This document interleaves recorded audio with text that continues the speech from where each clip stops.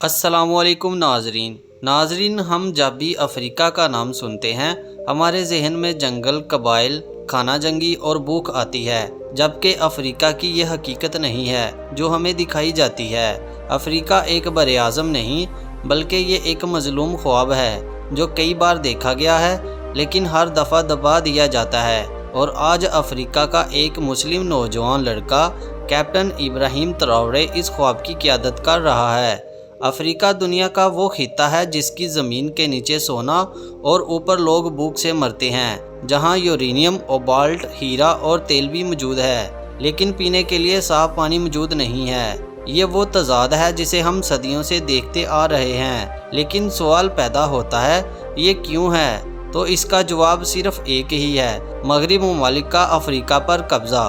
कहने को तो आज अफ्रीका के तमाम ममालिक आज़ाद हो चुके हैं, लेकिन ये आज़ादी सिर्फ नाम की है। आज भी कब्ज़ा मौजूद है लेकिन इसकी शक्ल बदल चुकी है। नाजरीन, आज कोई भी ममालिक बराह रास्त काबज़ नहीं होता, बल्कि पहले मुल्क को कर्जे में डुबोया जाता है, अपनी फ़ौजें भेजी जाती हैं, इस मुल्क के कुदरती ज़खायर को अपने कब्ज़े में किया जाता है और मकामी हुकूमत को कठपुतली हुकूमत बनाकर रखा जाता है ताकि अपनी मर्जी से इस मुल्क को चलाया जा सके।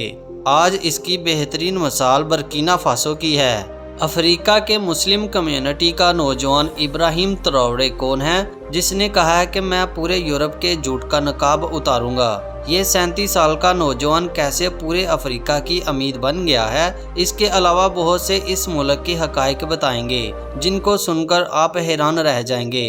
वीडियो शुरू करने से पहले हमारी आपसे छोटी सी गुजारिश है कि अभी तक जिन दोस्तों ने हमारे चैनल को सब्सक्राइब नहीं किया, काइंडली हमारे चैनल को सब्सक्राइब करके बेल नोटिफिकेशन ऑन कर दें। चलें अब निकलते हैं बर्किना फासो के एक शानदार सफ़र पर। इस कंट्री का ऑफिशियल नाम People's Republic of Burkina Faso है, जबकि 1984 तक इस कंट्री का नाम अपर वोल्टा था। बर्किना फासो की कुल आबादी 2 करोड़ 40 लाख के करीब है, जो आबादी के लिहाज से दुनिया के 59वें नंबर पर आता है। बर्किना फासो का कुल रकबा 2,74,000 मुरब्बा किलोमीटर है, जो रकबे के लिहाज से दुनिया के 74वें नंबर पर आता है। ये वेस्ट अफ्रीका का लैंड लॉन्ग कंट्री है, मतलब इसे किसी भी अतराफ से समंदर नहीं लगता। ये अफ्रीका के तरक्की पजीर ममालिकों में आता है। इस मुल्क में 61% मुसलमान आबाद हैं, 23% मसीही, 15% अफ्रीकी रवायती मजहब और 1% दूसरे मजहब के लोग आबाद हैं। इस मुल्क के बॉर्डर माली, नाइजीरिया, बेनिन, टोगो, गाना और ऐवरी कोस्ट से लगता है। इस मुल्क की जीडीपी $20 बिलियन है और लोगों की सालाना आमदनी सिर्फ $930 है, मतलब बड़ी तादाद में लोग भूख और प्यासे मरते हैं। ये मुल्क दुनिया के 10 सबसे ज़्यादा गरीब तरीन ममालिकों में से एक है। एक अंदाजे के मुताबिक यहाँ 40% से भी ज़्यादा गुर्बत की लकीर से नीचे ज़िंदगी गुजार रहे हैं। ये मुस्लिम मुल्क भी मगरब की दरिंदगी का शिकार कई दहाइयों से है। आपको सुनकर हैरानगी होगी कि दुनिया के इस गरीब तरीन मुल्क की ज़मीन के नीचे हर साल 80 टन सोना निकाला जाता है। क्या आप जानते हैं कि इसकी मालियत 5 से 6 बिलियन डॉलर है, जबकि बर्किना फासो के रिजर्व में सिर्फ 36 किलो सोना मौजूद है।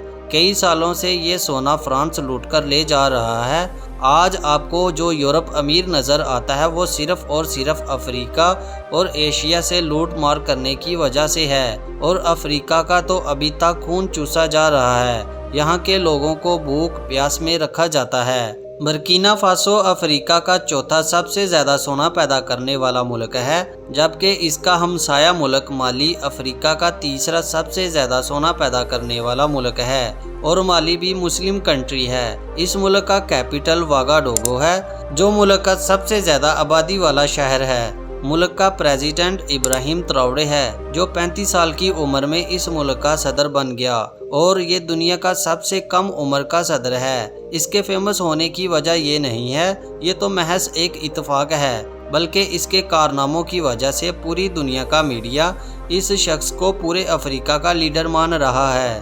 कुछ लोगों का मानना है कि अगर इब्राहिम ट्राओरे इसी रफ्तार से चलते रहे तो आने वाले दिनों में ये अपने मुल्क के ही नहीं बल्कि पूरे अफ्रीका के लीडर बन जाएंगे, जिससे टकराना या निपटना खास तौर पर ویسٹرن ممالک کے لیے مشکل ہو جائے گا۔ لیکن سوچنے کی بات یہ ہے کہ اس شخص میں ایسی کیا خوبی ہے کہ اس نے پورے یورپ کو للکار دیا ہے۔ اس نے 2019 میں ملٹری جوائن کی۔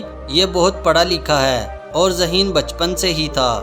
2020 میں یہ ملٹری کا کیپٹن بن گیا۔ اس نے کیپٹن بننے کے بعد دیکھا کہ ملک کی آرمی کے پاس پیسہ نہ ہونے کے برابر ہے، جبکہ سیاستدان عیاشی کی زندگی گزار رہے ہیں۔ جنوری 2022 میں فوج نے ملک کا اقتدار سنبھال لیا اور یہ لڑکا اس عمل میں ایک سپاہی کا کام سر انجام دے رہا تھا۔ ملک کا صدر پال ہنری کو بنا دیا۔ جب اس شخص نے بھی وعدے پورے نہیں کیے تو اس لڑکے نے اپنی ٹیم کے ساتھ اقتدار سنبھال لیا اور پورے ملک میں فوجی خو کر دیا۔ اس شخص کی قابلیت کا اندازہ پوری فوج کو تھا، اسی وجہ سے پوری فوج کی رضامندی سے اسے صدر بنا دیا گیا۔ کیپٹن ابراہیم تروڑے نے سب سے پہلے فرانس کی آرمی کو اپنے ملک سے نکل جانے کا حکم دیا اور یہ دنیا کے لیے سب سے زیادہ حیران کن بات تھی، اور یہاں تک 1 مہینے کے اندر ملک چھوڑنے کی دھمکی بھی لگا دی۔ ابراہیم تروڑے کا یہ وہ عمل تھا جو آج سے کئی دہائیوں تک کوئی نہیں کر سکا۔ پورے ملک کے گولڈ ایکسپورٹ کے لائسنس منسوخ کر دیے تاکہ ملک سے سونا باہر نہ جا سکے، کیونکہ فرانس نے اس ملک کو کھوکھلا کیا ہے۔ ہمیشہ اس ملک میں کٹ پتلی حکومت بنائے گی اور قانون بھی ایسے رکھے گے کہ یہ ملک کبھی بھی غربت سے باہر نہ آ سکے۔ ملک کا جتنا بھی پیسہ ہوگا اس کا 70% فرانس میں رکھا جائے گا۔ اگر ملک کو پیسے کی ضرورت پڑے گی تو فرانس میں پڑا 70% پیسہ ملک کا لون کی شکل میں دیا جائے گا، جو سود کے ساتھ واپس کرنا ہوگا۔ سیاستدانوں کے بچوں کو فرانس میں پڑھایا جاتا تھا، جس سے بچوں کی ذہن سازی فرانس اپنے مطابق کرتا تھا تاکہ وہ بڑے ہو کر کٹ پتلی حکومت کا کردار ادا کریں اور فرانس کے اشاروں پر چلیں۔ یہ سلسلہ کئی دہائیوں سے چل رہا تھا، جس پر ابراہیم تروڑے نے ضرب لگا کر ختم کر دیا کہ ملک سے جتنا بھی سونا نکالا جائے گا اس کو بیچنا اور خریدنے کی ڈیل صرف فرانس کرے گا۔ ابراہیم تروڑے سے مغرب کو دوسری سب سے بڑی تکلیف تب ہوئی جب رشین جہاز رشیا کی سرزمین پر اترا۔ جہاز کے دروازے کھلے، ایک نوجوان افریقی صدر جہاز کے دروازے سے باہر آیا۔ وہ شخص کیپٹن ابراہیم تروڑے تھا۔ نہ ہی کوئی سوٹ اور نہ ہی کوئی ٹائی، اپنے ملٹری یونیفارم میں ملبوس تھا۔ یہ تصویر مغرب اور خاص طور پر فرانس کے لیے بہت تکلیف دہ تھی۔ ابراہیم تروڑے کا رشیا آنا مغرب اور پوری دنیا کو ایک پیغام دینا تھا کہ رشیا بھی اس ملک کے ساتھ کھڑا ہے۔ آج تک پورے افریقہ میں سے کوئی لیڈر بھی ایسے رشیا نہیں آیا۔ یہ نوجوان صرف مہمان کے طور پر نہیں آیا بلکہ اتحاد بنانے کے لیے آیا ہے، کیونکہ ابراہیم تروڑے پورے افریقہ کو آج غلامی سے نکالنے کے لیے پورے یورپ سے ٹکر لینے جا رہا ہے۔ پیوتن کے ساتھ بہت سارے معاہدے کیے، جن میں ایجوکیشن، ہیلتھ اور خاص طور پر نیوز دان کا کہنا ہے کہ نیوکلیر پروگرام بھی شامل ہے۔ ابراہیم تروڑے پورے افریقہ کو اکٹھا کرنا چاہتا ہے، جس میں مالی، نائجیریا اور برکینا فاسو کا اتحاد بن چکا ہے۔ سب سے پہلے یہ 3 ممالک شامل ہوئے ہیں، دفاعی لحاظ سے بھی اور تجارتی لحاظ سے بھی۔ ان تینوں ممالکوں کے لوگ آپس میں بغیر ویزے کے آ جا سکتے ہیں اور ان کی ملٹری بھی مل کر کام کرتی ہے۔ اپنے ملک سے فرانس کی کرنسی کو ختم کرنے جا رہا ہے۔